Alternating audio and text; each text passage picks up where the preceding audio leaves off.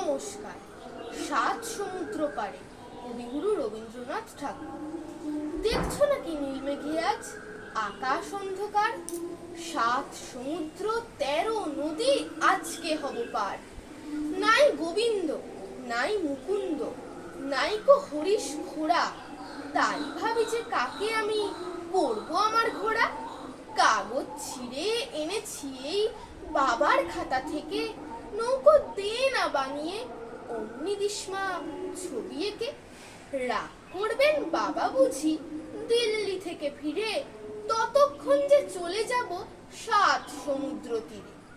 এমনি কি তোর কাজ আছে মা? কাজ তো রোজই থাকে। বাবার চিঠি এক্ষুনি কি দিতেই হবে ডাকে?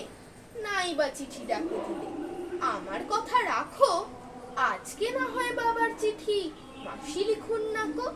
আমার যে দরকারি কাজ বুঝতে পারো নাকি? দেরি হলেই একেবারে সব যে হবে ফাঁকি। মেঘ কেটে যেই রোদ উঠবে, বৃষ্টি বন্ধ হলে সাত সমুদ্র 13 নদী কোথায় যাবে চলে।